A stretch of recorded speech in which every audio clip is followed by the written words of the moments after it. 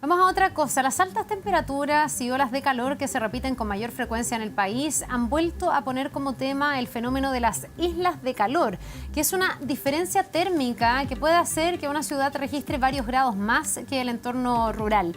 Este efecto no solo intensifica el impacto del calor, sino que también abre su debate sobre el vínculo con el cambio climático. Vamos a conversar de este tema. Estamos para esto con Cristian Enríquez, académico del Instituto de Geografía de la Universidad Católica e investigador del Centro UC de Cambio Global e investigador del Centro de Desarrollo Sustentable. Muchas gracias, Cristian, por estar con nosotros y bienvenido.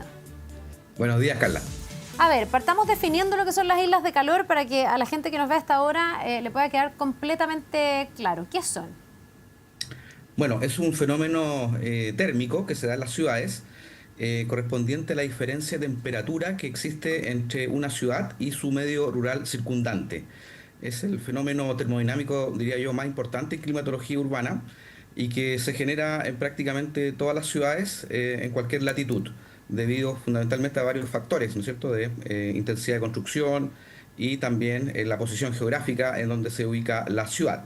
Ya, y esto me imagino que se incrementa dependiendo de las características que tiene esta zona urbana, ¿no? Si es más grande, si es más chica, qué tipo de materialidad tiene, cómo funciona ahí o hay un estándar de decir, bueno, frente a una zona rural, lo urbano va a ser tantos grados más. Sí, hay varios factores. Un primer factor tiene que ver con los factores morfológicos de la ciudad. Si una ciudad, por ejemplo, que está construida con mucho cemento, asfalto, materiales que acumulan calor, por lo tanto ahí la ciudad va a tender a tener una isla de calor mucho más intensa.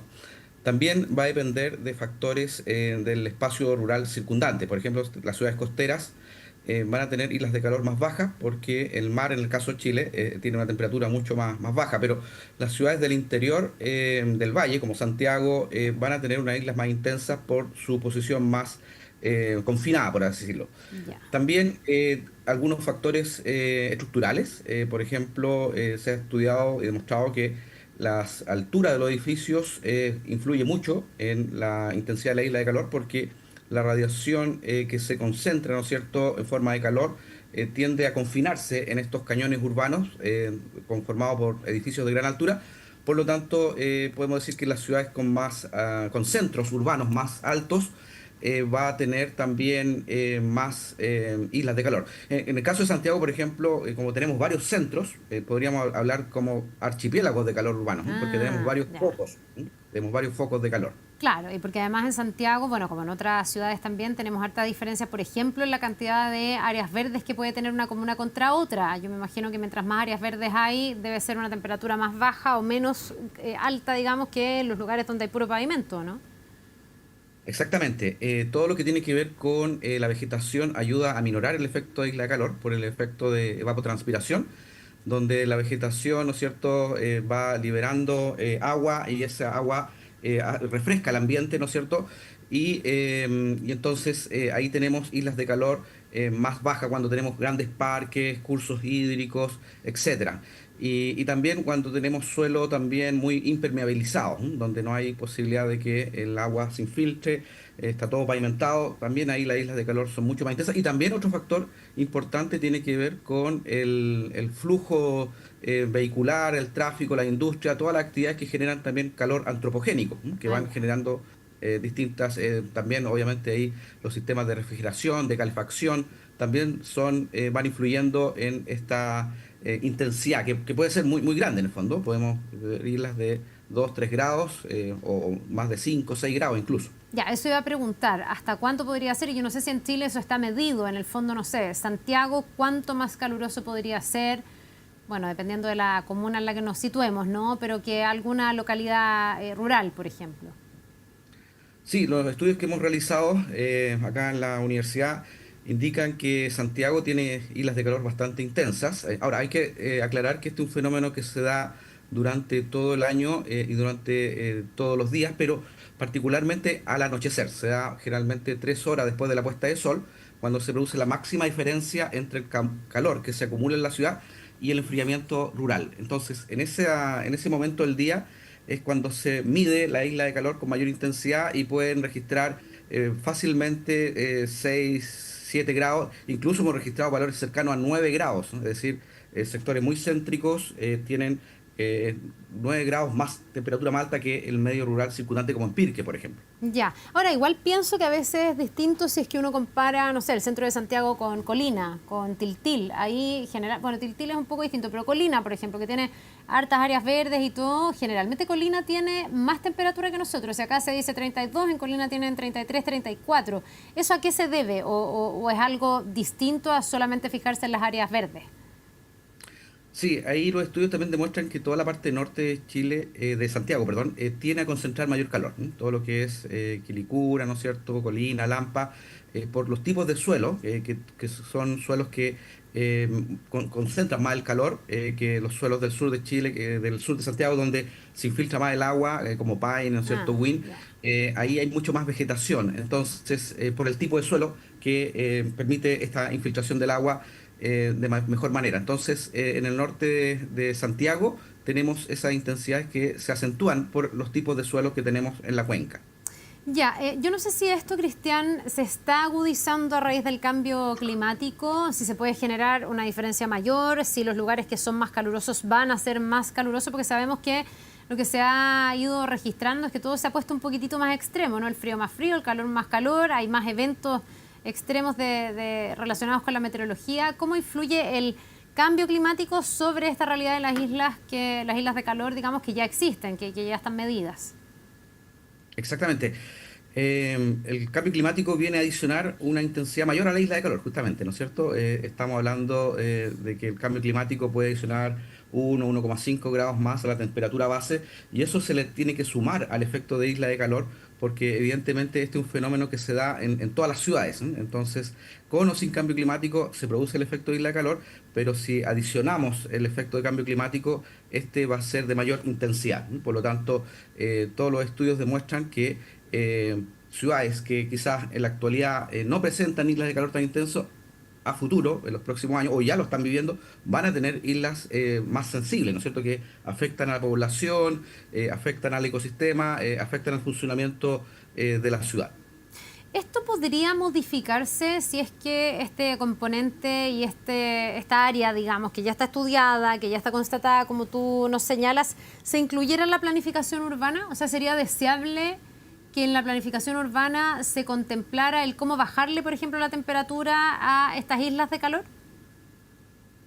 Sí, claro, por supuesto, desde la planificación se puede hacer mucho, fundamentalmente en la planificación de áreas verdes y también en tratar de recomponer, ¿no es cierto?, la ciudad en función de las redes más naturales que había antes de que la ciudad existiese. Me refiero a las redes hídricas, por ejemplo, que muchas veces en las ciudades chilenas y en ciudades mundiales se soterran, ¿no es cierto?, y no están a nivel de superficie. Eso ayuda mucho a hacer una red de infraestructura verde que permita aminorar la temperatura, favorecer flujos de ventilación que vengan del campo más fresco y eso radica un poco la solución.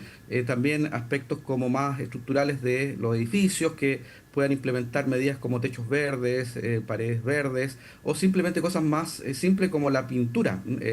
Un aspecto importante de Isla de Calor tiene que ver con el efecto albedo, que tiene que ver con la reflectividad de la radiación solar. Si pintamos, por ejemplo, nuestras casas de blanco, esa radiación va a tender a reflectarse de mayor manera y por lo tanto va a ser más fría esa ciudad que una ciudad con colores más oscuros que tienden a concentrar más el calor. Entonces, desde la planificación, el urbanismo, se pueden hacer intervenciones de ese estilo para enfrentar estos eventos de islas de calor. Ya, interesante este último punto que tú me hables de la pintura, porque yo rápidamente pienso en las plantas, pero pareciera ser que no todo es plantas y está bien, aunque sería súper deseable tener muchas más áreas verdes porque son pulmones, porque tienen una serie de otras ventajas.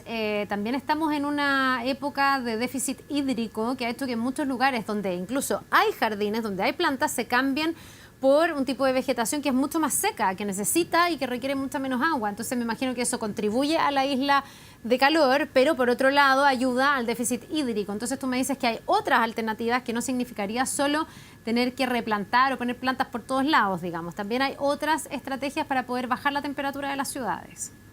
Exactamente, los pavimentos permeables que decía también que ayudan a que el agua se infiltre en el subsuelo, eso también ayuda mucho para cambiar un poquito la estructura de cómo se va haciendo la ciudad con elementos que permitan esta aminoración de la temperatura de manera mejor. Ahora, yo te Pero decía claro, si sería sí. deseable que esto se incluya, di como por hecho que esto no se incluye, no lo sé, en una de esas sí, y yo estoy pensando que no.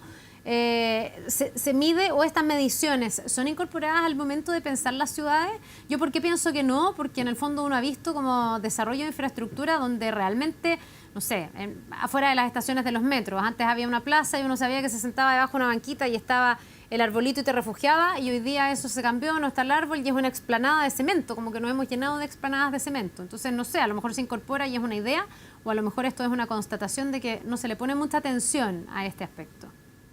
Son aspectos que no se abordan muy en profundidad, fundamentalmente porque tenemos poca información. Generalmente las estaciones meteorológicas están ubicadas, ¿cierto?, como en Quinta Normal o en los aeropuertos, que representan una parte muy parcial del comportamiento térmico en una ciudad.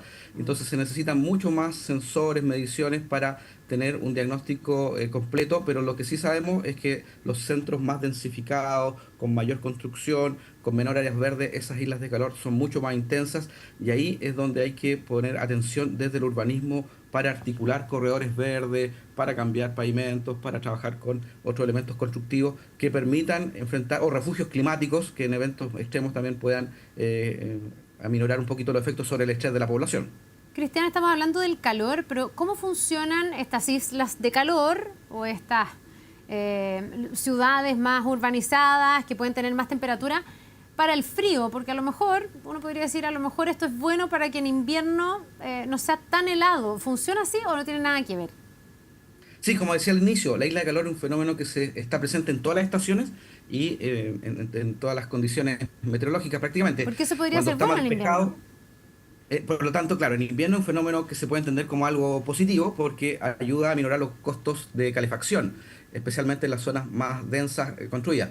Sin embargo, en la primavera y verano es donde se sienten los efectos más negativos, ¿no es cierto? En la salud, en la población vulnerable, con enfermedades respiratorias. Ahí es donde Ahora, también en verano en invierno, perdón, tiene un efecto negativo en términos de que las islas de calor actúan como centros de baja presión local y por lo tanto atraen vientos contaminados, perdón. Mm. Entonces, también tiene un aspecto negativo en ese sentido de que al tener más calor en invierno, también puede atraer más contaminantes en ciudades como Santiago, donde está muy contaminada. Entonces, en definitiva, hay aspectos que también son negativos de la isla de calor en invierno.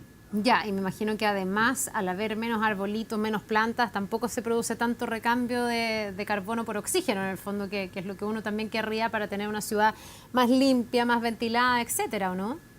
Como que los Exactamente, se árboles produce. tienen puras como cosas buenas, creo yo. Exactamente, la vegetación cumple un rol fundamental, pero hay que tener presente lo que tú comentabas, en el fondo, que si colocamos vegetación que va a consumir mucha agua y estamos en un contexto de sequía, obviamente no es la mejor solución.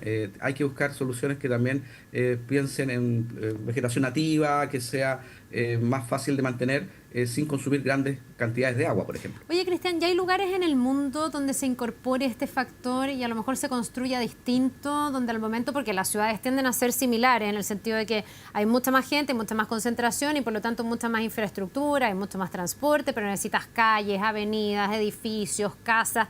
Y todo eso uno tiende a pensar como en el cemento, en el cemento, en el cemento y nada más que en el cemento. Hay lugares donde a ese cemento se le ponga, no sé, por ejemplo, esta luz distinta para reflectar el sol y para que en el fondo no acumule tanta temperatura, o que se hagan otro tipo de avances o aplicaciones tecnológicas en la ciudad que hagan que no se genere tanta diferencia entre una ciudad y una localidad más rural.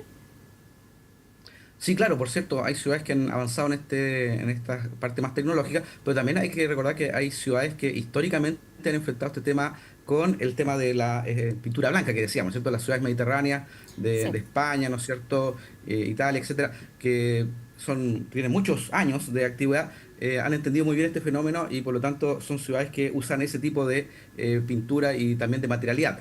Pero en términos más tecnológicos, por ejemplo, Sydney es un buen caso de ciudad que ha implementado soluciones verdes en sus techos, en sus paredes, y es un símbolo, por así decirlo, de buenas prácticas para enfrentar estos fenómenos que se dan, repito, en todas las ciudades, obviamente con mayor intensidad en las metrópolis más grandes. Mira, qué interesante. Yo siempre hubiese pensado que en el Mediterráneo era una cosa estética. No me había puesto ni siquiera a pensar si tenía que ver, por ejemplo, con el tema de la temperatura. Muy interesante este fenómeno. Vamos a ver hasta qué punto también conversarlo, ponerlo sobre la mesa, permite que se incorpore más a la planificación de nuestras ciudades. Cristiana Enríquez, muchas gracias por habernos acompañado esta mañana.